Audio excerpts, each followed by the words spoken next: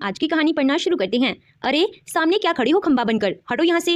लता ने अपनी भाभी को देखकर मुंह बनाकर कहा, लेकिन आकांक्षा नहीं हटी और गुस्से में भरकर बोली, ननद रानी अब अपने इस बाई को अपने ही घर ले जाओ, वही बैठकर कान भर लेना, इस घर में आने की जरूरत ही क्या है। ननद वो चक्की सी भाभी को देख रही थी। इसके बाद जो भाभी ने किया उसे देखकर ननद और पति के रोंगटे खड़े हो गए। कहानी की सच्चाई जानने के लिए वीडियो को पूरा देखें और चैनल को सब्सक्राइब करना ना भूलें। आकांक्षा, मेरे सीधेपन का फायदा मत उठाओ। तुमने लता दीदी से क्या कहा? दीपक अपनी पत्नी आकांक्षा से आंख निकालकर सवेरे सवेरे कहने लगा तो आकांक्षा भी गुस्से में बोली, तुम्हारी बहन ने मेरे घर में आग लगाने में कोई कसर नहीं छोड़ी है। मैं उसकी आंख में कांटा बनकर चुपती रहती हूँ। अगर एक जवाब दे दिया तो तुम्हारी बहन को बुरा क्यों लग रहा है? दीपक लगभग हाथ उठाते हुए आकांक्षा की तरफ बढ़ा तो आकांक्षा ने कहा, अपनी बहन के लिए अब मुझ पर हाथ उठाओगे?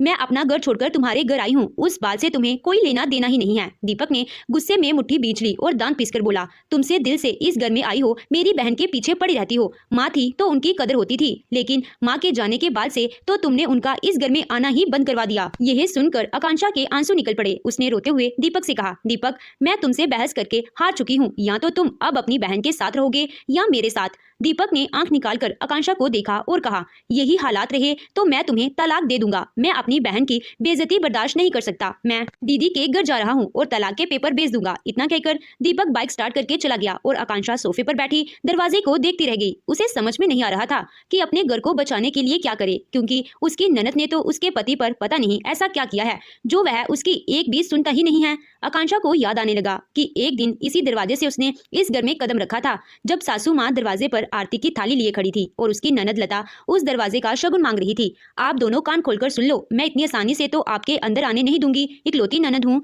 तो जो मांगूंगी देना पड़ेगा। दीपक ने अपनी बहन से कहा, अरे दीदी इस चैन के बजाय कुछ और मांग लो। दरअसल लता इस रस्म में अपनी भाभी से वही सोने की चैन मांग रही थी जो उसने पहन रखी थी और उसको दीपक ने गिफ्ट में दी थी। लता मुंह बनाकर खड़ी रही तो दीपक ने आकांक्षा से इशारा करके कहा था। आकांक्षा ने चुपचाप गले से चैन निकालकर लता के हाथ पर रख दी थी। सासू माँ खुश होते हुए बोली थी कि यही होता है बहन से प्रेम, करे भाइयों की तो बहन के लिए जान हाजिर होती है। तो यह चेन क्या चीज है? आकांक्षा को इस समय समझ में आ गया था कि दीपक की बहन का इस घर में कुछ ज्यादा ही दखल है, जबकि उसकी शादी हो चुकी है। आकांक्षा को अंदर तो बुला लिया गया, लेकिन रस्मों के नाम पर बार बार लता आकांक्षा से कुछ न कुछ मांगती रही। बक्सा खुलाई के समय सास ने तुरंत कहा, बहू जो तुम्हारी नंद मांगे वह दे दो। इस रिवाज में तुम्हारे सूटकेस में से इसे जो भी पसंद आएगा वह तुम्हें देना पड़ेगा। आकांक्षा ने सोचा कि लता इतनी भी बेवकूफ नहीं होगी कि कुछ भी मांग लेगी, मगर लता ने उस समय भी आकांक्षा का दिल दुखाया था।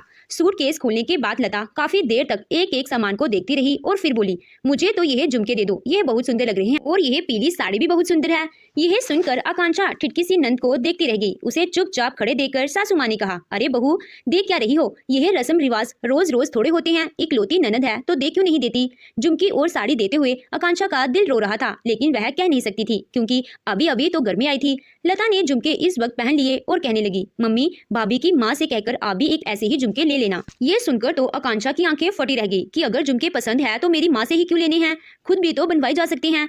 आते ही ससुराल में सास और ननद का ऐसा व्यवहार आकांक्षा का दिल दुखा गया था। उसने दीपक से भी कहने की कोशिश की, लेकिन दीपक ने कहा, इतनी छोटी सी चीज देकर रो रही हो? अरे वह मेरी दीदी है, तुम अपना दिल बड़ा रखो। आकांक्षा को समझ में नहीं आ रहा था कि इस घर में उसका अपना कौन है। इस शहर में रहने के कारण लता कभी भी घर आ जाती थी और आते ही उसकी नजरें भाभी के कमरे में रखे हर एक सामान पर होती थी। एक बार उसने अपनी माँ को एक कांजीवरम साड़ी पहनने देखा तो देखते ही बोली, माँ यह साड़ी तो बहुत सुंदर लग रही है और इसका कलर भी बहुत सुंदर है। तो सासू माँ ने तुरंत कहा, तुम कह रही हो तो अच्छी होगी, मुझे तो पहले बिल्कुल अच्छी नहीं लग रही थी, बहू होली पर अपने मायके से लाई थी। लता ने तुरंत मुंह बनाकर आकांक्षा को देखा और कहा, हमें तो भाभी के मायके वालों ने ऐसा कुछ नहीं दिया, सारे कपड़े इतने सस्ते थे और जो सोने की अंगूठी दी थी वह भी बहुत हल्की थी। मैं तो अपनी सासू माँ को बता भी नहीं पाई कि यह भाभी के मायके से आई है। आकांक्षा लता का हर बार ऐसा रूप देखकर चौंक जाती थी। सासू माँ ने तुरंत कहा कि लता एक काम कर, तू यह साड़ी ले जा, अपनी सास को दिखाकर कह देना कि भाभी होली पर लेकर आई हैं। यह सुनकर लता ने भी बहुत खुशी से कहा, माँ आप कितनी अच्छी हो और आपका दिल कितना बड़ा है, लेकिन भाभी तो बहुत कंजूस हैं। आकांक्षा की सास ने तुरंत साड़ी बदलकर उसे लता को दे दिया। लता तो साड़ी लेकर फूली ही नहीं समा रही थी, लेकिन आकांक्षा को मन ही मन बहुत गुस्सा आ रहा था। उसने लता से कहा कि दीदी यह साड़ी तो मैंने मम्मी को लाकर दी थी, इस तरह से आपको नहीं लेनी चाहिए। लेकिन आकांक्षा की बात सुनकर सासू माँ ने तुरंत आंख निकालकर आकांक्षा से कहा, माँ बेटी के बीच में क्या होता है तुम्हें देखने की जरूरत नहीं है, अगर आइंदा टांग अड़ाई तो अच्छा नहीं होगा। लता ने मुंह टेढ़ा करके आकांक्षा से कहा था, देखा भाभी अगर आप ऐसी हरकतें करोगी तो मुंह की खानी पड़ेगी। मैं ससुराल जरूर चली गई हूँ, लेकिन मायके में मेरी ही चलती है। शादी के 6 महीने बाद सासू माँ अचानक बहुत बीमार रहने लगी। उनको कई बीमारियां एक साथ हो गई, जिनका इलाज एक साथ संभव नहीं था। इस कारण से उन्होंने बिस्तर पकड़ लिया। अब लता हर दिन मायके में पड़ी रहती थी और आकांक्षा सारा दिन उसका हुक्म पूरा करती रहती थी, क्योंकि वह नहीं चाहती थी कि बिस्तर पर पड़ी सास को कुछ बुरा लगे। आखिर दिन गिनते गिनते एक दिन सास ने अंतिम सांस ले ली। इसके बाद मानो लता ने सास की गद्दी पकड़ ली। दीपक ने आकाश से कहा, मम्मी तो नहीं रही, लेकिन दीदी मम्मी की जगह है, ध्यान रखना उन्हें कभी कुछ बुरा न लगे। माँ के जाने के बाद अब जब भी लता घर आती तो किसी न किसी बहाने से आकांक्षा को सुनाने लगती थी। माँ थी तो इज्जत होती थी, अब तो मैं किसी को फूटी आंख भी नहीं सुहाती हूँ।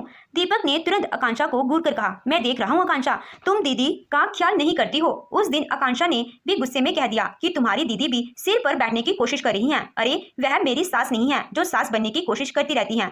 उस दिन दीपक ने आकांक्षा पर हाथ उठा दिया। अपनी बहन के कारण वह अपनी पत्नी को पीट रहा था और उसकी बहन ने एक बार भी आकांक्षा को बचाने की कोशिश नहीं की।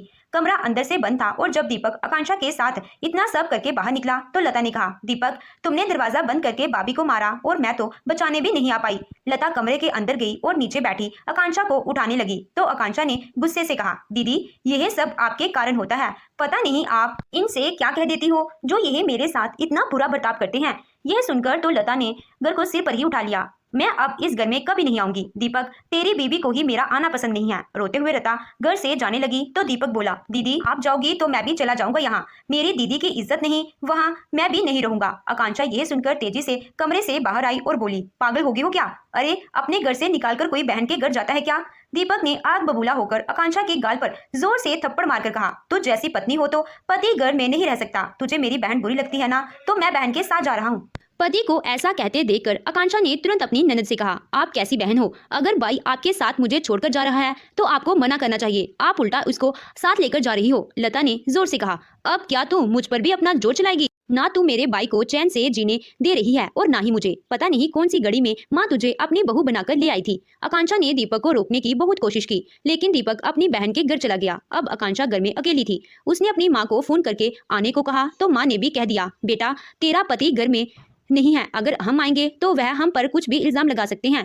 एक बार उनको लौट कर आने दो, फिर हम उनको समझाने की कोशिश करेंगे। आकांक्षा बार बार दीपक को फोन करती रही, लेकिन दीपक उसका फोन काटता रहा। फिर आकांक्षा ने अपने नंदोई को फोन किया तो नंदोई जी ने लता से कहा, लता तुम्हें शर्म आनी चाहिए, तुमने अपने हाथ से अपने भाई का घर तोड़ दिया। अरे बहन के घर भाई रहे तो अच्छा थोड़ी लगता है। यह बात दीपक ने सुन ली और चुपचाप घर चला गया। दीपक को घर में आया देखकर आकांक्षा चुप रही। दोनों के बीच कुछ दिन तक बातें नहीं हुई, लेकिन फिर धीरे धीरे सब सामान्य होने लगा तो आकांक्षा ने अपनी माता पिता को घर बुला लिया। शाम को जब दीपक घर में आया तो उसने सास ससुर को देखते ही आकांक्षा से अकेले में कहा, तुम्हारे माँ बाप की यहाँ आने की हिम्मत कैसे हुई? जब मेरी बहन तुम्हें पसंद नहीं है तो तुम्हारे माँ बाप भी यहाँ नहीं आ सकते। आकांक्षा को तो उम्मीद ही नहीं थी कि दीपक ऐसा कह सकता है। दीपक ने सीधे जाकर अपने सास ससुर से कहा, आपकी बेटी को घर बनाना नहीं बल्कि तोड़ना आता है। या तो आप इसको अपने घर ले जाओ, नहीं तो मेरे घर आने की जरूरत नहीं है। अपने माता पिता का अपमान होते देखकर आकांक्षा बुरी तरह से चिल्लाई, लेकिन दीपक पर कोई फर्क नहीं पड़ा। उसने साफ साफ कह दिया कि यह मेरा घर है और मैं जिसको चाहूंगा वही इस घर में आएगा। माता पिता बेचारे दुखी होकर चले गए और अब दीपक आकांक्षा को उसके माता पिता से भी बात नहीं करने देता था। लेकिन आकांक्षा दीपक के साथ अपने संबंध सुधारना चाहती थी और इसीलिए उसने संडे के दिन आकांक्षा से कहा कि बहुत दिन से हम कहीं घूमने नहीं गए हैं, आज पिक्चर देखने चलते हैं। यह सुनते ही दीपक गुस्से में बिगड़ गया और बोला, सारा दिन घर में खाती हो और सोती हो, तुम्हें क्या पता कि थकान क्या होती है? मैं सारा दिन ऑफिस में काम करता हूँ और पूरा हफ्ता काम करके इतना थक जाता हूँ कि संडे में आराम के अलावा कुछ नहीं सोचता है और तुम्हें पिक्चर देखने की पड़ी हुई है। आकांक्षा को दीपक के इस तरह के बर्ताव पर गुस्सा आया, लेकिन वह अपने संबंधों की खातिर चुप रह गई। मगर कुछ देर बाद उसने दीपक को फोन पर बात करते सुना। फोन काटने के बाद दीपक तुरंत तैयार होकर चला गया। यह देखते ही आकांक्षा का खून खोल उठा। उसने 1 घंटे बाद जब दीपक को फोन किया तो उसको पीछे से लता की आवाज आ रही थी कि अपनी बीवी से मत कहना कि तुम यहाँ आए हो। और दीपक ने भी झूठ बोल दिया, मैं जरूरी काम से बाहर आया हूँ, तुम्हें कोई काम है तो बोलो, अभी मैं घर नहीं आ सकता। दीपक का यह बर्ताव देखकर आकांक्षा फूट फूट कर रोई। वह मन ही मन लता को कोस रही थी कि यह कैसी बहन है जो अपने भाई का ही घर तोड़ने पर तुली हुई है। शाम को जब दीपक घर में आया तो दीपक ने कहा, मुझे जल्दी से खाना दे दो, मुझे बहुत तेज भूख लगी है। आकांक्षा ने गुस्से में कह दिया, क्यों, तुम्हारी बहन ने तुमको खाना खिलाकर नहीं भेजा? जब भाई का इतना इस्तेमाल करती है तो क्या खाना नहीं खिला सकती? यह सुनकर दीपक ने गुस्से से भरकर आकांक्षा के बाल पकड़ लिए। तू कुछ ज्यादा ही जासूसी कर रही है, मेरी बहन और मेरे मामले में पड़ने की जरूरत नहीं है। तू अपने काम से काम रखा कर और अगर तुझसे नहीं हो पा रहा है तो अपने घर चली जा। आकांक्षा ने दीपक को जोर से धक्का दिया और बोली, तो फिर यहाँ आने की क्या जरूरत थी, अपनी बहन के घर ही रह जाते। माँ है ना वहाँ तो तुम्हारी। दीपक ने आगे बढ़कर आकांक्षा को जोर से थप्पड़ मारा। तुझे मेरी बहन के अंदर बहुत कमी नजर आती है। कब के बाद अपने कमरे में जाकर लेट गया और उसने गुस्से में खाना भी नहीं खाया। आकांक्षा सारी रात ड्राइंग रूम में बैठकर रोती रही, लेकिन दीपक ने एक बार भी उठकर उसे नहीं कहा। सुबह उठकर दीपक नहा धोकर ऑफिस चला गया। आकांक्षा ने नाश्ता लगाकर टेबल पर रखा था, लेकिन दीपक ने अनदेखा कर दिया। अब आकांक्षा से सह नहीं जा रहा था। उसने सोच लिया कि वह अपनी गृहस्थी को कैसे भी करके बचाने की कोशिश करेगी। उसने तुरंत अपनी ननद को फोन किया तो लता ने भी फोन उठाकर कहा, क्यों, क्या कहना चाहती हो? कहीं माफी मांगने तो नहीं चाहती हो? देखो, हम भाई बहन के बीच में पड़ोगे तो यही होगा। आकांक्षा ने अपने गुस्से पर कंट्रोल करते हुए कहा, क्या आप दीपक के कान भरना बंद नहीं कर सकती? आपके भाई का घर बिगड़ सकता है और वह रोज मुझे तलाक की धमकी दे रही हैं। आप अपने भाई को समझाने की कोशिश करने के बजाय उनके कान भर देती हैं। लता ने फोन पर ही गुस्से में कहा, अच्छा तो तुम यह सोचती हो कि मेरा भाई तुम्हारे कब्जे में हो जाए जिससे वह अपनी बहन को छोड़ दे? अगर तुम अच्छी पत्नी होती तो मेरा भाई कभी ऐसा नहीं करता। मेरे भाई को लूट रही हो और मुझ पर इल्जाम लगा रही हो। इतना कहकर लता ने फोन काट दिया और आशंका की कोशिश डरी रह गई। लता यही सारी बातें सोचते हुए दीपक को फोन लगाने लगी, क्योंकि दीपक को गे 2 घंटे हो चुके थे। फोन की घंटी जाती रही, लेकिन दीपक ने फोन नहीं उठाया। आकांक्षा एक के बाद एक फोन करती रही। अंत में उसे समझ में आ गया कि अब उसे क्या करना है। उसने झट से लता को फोन मिला दिया और कहा, दीदी 1 घंटे के अंदर तुम मेरे पति को यहाँ लेकर नहीं आई तो इल्जाम अच्छा नहीं होगा और इसकी जिम्मेदार तुम खुद होगी। लता ने झट से कहा कि दीपक यहाँ नहीं आया है, मगर आकांक्षा जिद पर पड़ी रही तो आकांक्षा ने पुलिस को बुलाने की धमकी दे डाली। लता ने गुस्से में फोन काट दिया और आकांक्षा बैठकर रोने लगी। उसने अपने माता पिता को फोन किया और कहा, मम्मी, दीपक अपनी बहन के चक्कर में अपना घर बिगाड़ रही हैं। मैं इनको कैसे रोकूं, मुझे समझ में नहीं आ रहा है। आकांक्षा को उसकी माँ ने भी समझाने की कोशिश की, लेकिन आकांक्षा का दिल अब भर चुका था। आकांक्षा बैठी हुई घर को देखती रही और सोचने लगी कि कोई बहन भी अपने भाई की इस तरह से दुश्मन नहीं हो सकती है। तभी डोरबेल बजी और आकांक्षा ने उठकर दरवाजा खोला। अरे सामने क्या खड़ी हो, खंबा बनकर हटो यहाँ से। जब से इस घर में आई है इस घर का चैन सुकून खत्म हो गया है। पता नहीं मेरे भाई के साथ क्या करना चाहती है। लता ने आकांक्षा को देखकर मुंह बनाकर कहा, लेकिन आकांक्षा नहीं हटी और गुस्से में भरकर बोली, ननद रानी, अब अपने इस भाई को अपने ही घर ले जाओ, वही बैठकर कान भर लेना। इस घर में आने की जरूरत ही क्या है? और आपका भाई यह कहकर गया था कि तलाक के कागज मिल जाएंगे तो वह इसको ले जाओ, मैं इसको वही तलाक के कागज भेज दूंगी। लता यह सुनकर भड़क गई और बोली, यह घर तेरे बाप का नहीं है, यह घर मेरा और मेरे भाई का है और मुझे तुझसे अपने हिस्से पर कब्जा नहीं करने दूंगी। आकांक्षा ने हाथ बांधकर कहा, इसका मतलब तुम अपने भाई को इसीलिए अपने घर ले जाती हो जिससे कि तुम यह घर अपने नाम करवा सको। यह सुनकर लता की होश उड़ गए और अब ननद बचक्की सी भाभी को देख रही थी। इसके बाद जो भाभी ने किया उसे देखकर ननद और पति के रोंगटे खड़े हो गए। आकांक्षा ने किसी को फोन किया और आने को कहा। तभी वहां पर लता के पति आ गए और बोले, लता अब यह तमाशा बंद करो, मैं तुम्हारी बेइज्जती नहीं करना चाहता, मगर यह कागज जब मुझे मिले तो मुझे सारा माजरा समझ में आ गया। शुक्र है तुम अभी तक दीपक से इस पर साइन नहीं करवा पाई हो। लता के पति ब्रजेश ने आकांक्षा के हाथ में कागज दिए तो आकांक्षा उन्हें ध्यान से देखने लगी।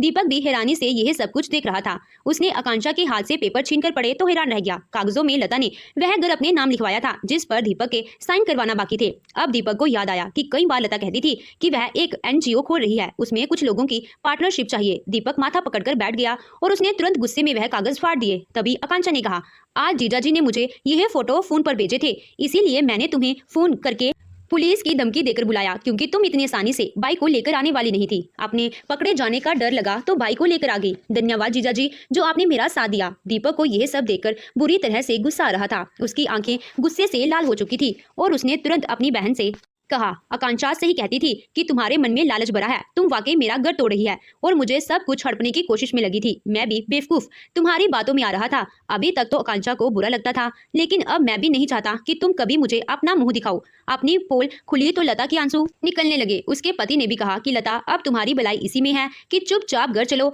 वरना आकांक्षा अब तुम्हें जेल भेजने से भी नहीं कतराएगी।